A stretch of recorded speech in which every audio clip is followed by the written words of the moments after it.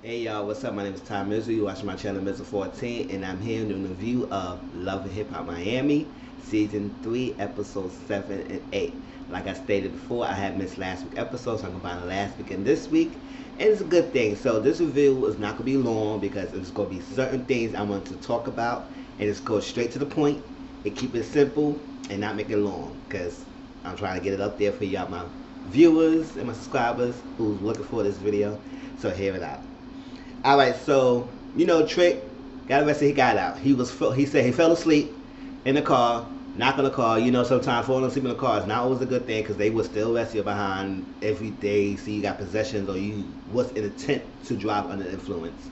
So they arrested him. He got out. He's good. He don't want to talk about it. He not talking about it on TV. The producer trying to ask him questions. He said, "No, I'm not answering any questions. No, no, no, no, no, no." Joy and Trina try to get him to do right, bringing down his neck to to do better. He had lupus and he's not taking care of himself. And yes, people talk about his weight, talk about how he looks and everything. It's sensitive. It's because he's not really taking care of himself. He don't want to take the medication. He don't want to do the treatment because he don't feel like it's not treating him right. So he's through self-medication, and it's not really helping him as much if you say it helping. So I just want, like, when you have a medical condition or something like that, you gotta be able to take care and treat it. If you're not doing it correctly, it will affect you. It will hurt you more than if you would take the medication that you're supposed to be subscribing to take medications or the treatment that you're supposed to get treated. So I just wish Trick to get it together and move forward from that and just stop getting all agitated with people trying to get on his leg. Just exercise, eat well, do something, stop self-medicating. It's like it's not healthy at all, Trick. So it's not, and it's no good when you older and it's tired.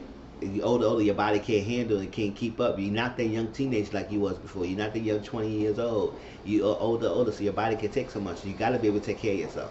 If you're not doing that, then what everybody else gonna be doing? Like Trina was like, we gotta push him, we gotta push him, push him. But Joy said, how are we gonna help someone who really don't want the help? He always gonna take this not serious. It's gonna be all fun and games for him, and it's not. And then he doing this whole thing, he wasn't really caring what everybody was saying. He was just saying he went to the exercise class he was doing. He came to work out with jeans. I said he not really serious. He came in jeans. He ain't trying to do the trampoline. I mean, that's a little extraneous, but it is what it is. It was fun game. Miami is good. I like Miami because it's really ratchet, it's entertaining, and stuff like that. It's not really dry boring, but let's get it together. So Trick, we hopefully you get it together and work it out. But he really not want to talk about it, so stop pushing it. He ain't here for it. All right, JoJo and Shay, they made up. It's stupid because they fell out for a man that really cared about none of those two. They really care about Shay like much. They really care about JoJo like much. But y'all fell out over this guy. And I said, and he's not even in the season anymore. So Pleasure P. Shay issues with JoJo is that when it was cool, they was talking, they was chilling and everything, and all of a sudden when she got with Pleasure P, she just cut all communication with Shay, and I said that is crazy. And then he started talking to her ex that she was talking to, so it just feel like crazy. JoJo just feel upset because Shay had did things to her that was not right. Shay admitted that she did wrong. JoJo admitted that she did wrong. They all good now. They cool. We don't really need to talk about it because it's been a long thing coming. Kamara said she made up with JoJo and she told JoJo a little bit how she feel. But Shay said, I'm gonna get to tell you how I feel personally, and they could get cool again. So they be good, and Mara be good as well. So they good for now. And then they went to Amara's event together. They hugged and they said, "Oh, I miss you. We miss you and everything." And I said, "That's nice. I enjoy it. That's good. That's good." Cause that pettiness was dumb. I would say y'all fell out for this guy who didn't even get an F. Didn't even get an F about none of y'all, both of y'all. So for y'all to be fighting over a man, it's like that is sad to see. That was sad to see. All right, so let's go with this tomorrow, and it's gonna be most of my chunk of the thing. Amara is working hard by herself. She fired Julie as a manager, so she's doing things herself. So she's stressing out over this performance that she coming. She want the life, she want the big, she want this, she got so many ideas, she stressed, hyperventilating, all that stuff. It's like you can tell, it's like she just want everything to be perfect. She want things to be going right. She don't want things to mess up, and it's a lot going on. MJ right there on the side as usual. Say you gotta calm down, you gotta chill out. We got you, everything's good. These people was looking at Marvin and say, calm down, girl. It's not it's you got you. We're not gonna make it crazy for you. We're gonna make it easier for you so you can perform and worry. So she just all worried by everything. At the same time, in the midst of it, her father came in the picture and contacted her out of the blue. Now, the whole thing with this is, and I do agree with the mom, and I do understand a mom's little point of view as well. In the mom aspect, she raised a mom all by herself. She had been doing this. The father left her, didn't go back. He's in Puerto Rico. And I'm going to keep that in mind, Puerto Rico. He's in Puerto Rico. He left and did whatever he had to do. Never contact, don't call, don't say nothing. Came back one time when she was 13 something and then left out and don't say anything, don't call, don't keep up. Tell her to go welfare, do what you gotta do, and nothing. Now that he's sick and got cancer, now he wanna reach out to Amara. Which is unfortunate that he has cancer. But now you reaching out to Amara because you know Amara has money and she is bigger than a big star. She's a superstar. She's on TV now. Now you reached out to your daughter because you know your daughter can have the means to help you. Now he's saying that he didn't come around because he didn't have papers and it's so hard. But you in Puerto Rico. Puerto Rico is part of U.S. territory. So you don't really need much papers to get into. That's not out of the country. It's within the country. So you don't need no freaking papers to go outside. You only need identification. And you may need a passport here and there. But other than that, the passport not really required to enter Puerto Rico and also enter U.S. You just need a state identification. Now, if you're not born in the U.S. or something like that, you're traveling back and forth, then you may need a little passport or something. But other than that, you don't really need paperwork. So what is he talking about that he had no papers, that he couldn't reach out? All this long time, you couldn't call your daughter, you can't say this, you can't visit. You can visit, you just will stay away for some reason. So I don't buy that he didn't have no papers. I'm not buying that at all. Now, the medical bills, understand, because it is expensive and everything. It's unfortunate. You can't control what cancer come. Big C will come. But at the same time, that's the way you're reaching out because you need help and you about to be sick and you need help. I feel that's crazy. And it's crazy how you ignore your child all this long as time, but now when you need it, you expect your child to be there for you and everything. He said, oh yeah, I'm gonna never go away. And so Mara was so helpful. She want her relationship with her father so badly, she's blinded by the father. Now, the mother said, don't keep your hopes up. And I do agree. Don't keep your hopes up 100% about this father, Amara, because it's to see so fishy that out of the blue that he coming around to come and get you. It's like to ask you to be in his life. Like she wants it so bad. Now Mara is an adult, so whether she wanted to build that relationship, that's on her. So her mom cannot stop her to have the relationship with her own father because Amara is an adult. So Amara can make the decision whether or not she want to have the relationship. At the same time, Amara, you need to be self-aware and not to let too much of your emotions and know the reality is that your father wasn't there. Now, if you want to forgive, yes, you forgive. But let them know, like, you wasn't there in my life. You wasn't there. It's like that. So we want to build a relationship. We're going to build a relationship. But I need to let you know that you pull this stunt again, we ain't going to have one. And she been the bigger person by forcing this relationship with her father. The mom's not here for it. She says it's not a good idea. Now all of a sudden you want to come around because you're a mother and you're a mother and you're a mother la negla. And now all of a sudden he's coming around. Which I do understand that because that is opportunistic of him to come around now when before you wasn't coming around at all. So I really don't. Now you're paying his bill stuff. I really don't fall for this father story. I will see how that goes, but I really don't fall for it. Now with the MJ is doing a little too much. Now MJ brought Amara to the little pet shop and want to give her a pet, even though she knows she don't want any kids right now. He's out in this land, you don't want any little kids, but we can have a little puppy. It's already paid for. And she was like, Amara was just like me. And said, I don't got no much time for this responsibility. I'm not walking no dog. I'm not doing this. I'm not having a wee pad. I ain't taking no time because it is effort and money to take care of a dog just like you take care of a baby. And it's like, come on, we don't got time for that. No, don't give me no pet. It is what it is. And then he took it upon himself. I said, it got to be a catch. Now he took it upon himself to butter her up with the dog so he could ask her that he could manage her. I would say, listen. Boyfriends, it is, like I think people down somebody said, it is a hard time for a woman in the industry to make it big. So you got to be extra careful, extra cautious in what you do and how you do it and who you're around with. And I'm saying MJ the bad guy, but I do feel opportunistic with him as well. That is very benefiting him that he could get Julie out the way so he could be all monopolizing Amara's time. And then he could be Amara's head and say, listen, I want to do this for you. I got this for you. I got your back. I'm doing this. I'm doing great and this and like this. And he's mooching off. He's not doing anything with him, so we don't know what MJ is doing. It's like he's just always under Amara. So I guess he just hoping that Amara make it big so he can make it big. And now he want to be Amara's manager. I said that's a bad idea. Don't mix business with pleasure. If you're my boyfriend, you her boyfriend. Let it be. You could be there to protect her. You could be there to protect her, but you don't need to be her manager. Be the supporting boyfriend.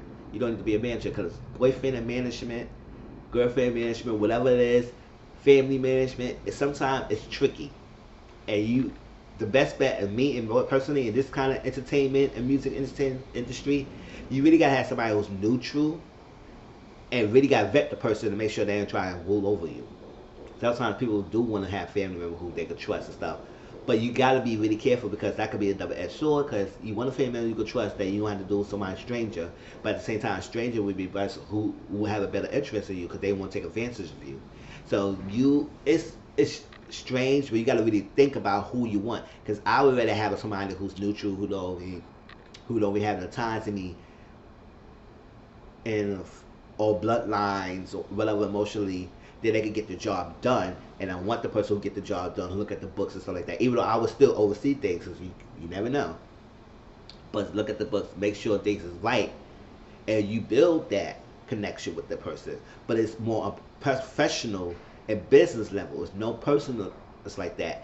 If you make it all strictly professional with the person, then your relationship would be better to me and my person. If you mix any pleasure with the business and stuff, it get muddled and it get confusing and it get hard and it get difficult. So Amara, please don't let MJ be a manager.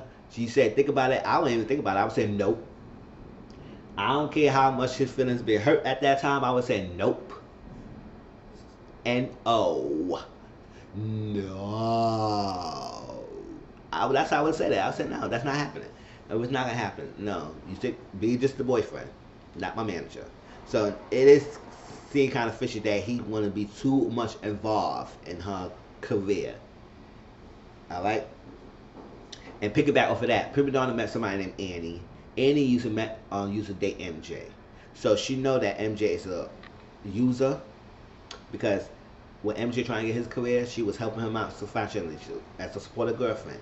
And now when it's time to her, they tell him to get a job, so he didn't want to work. So he just bunched and just left her. And now he loops emotional for Amara. And now she trying to make sure that Amara understand the severity of what MJ trying to do.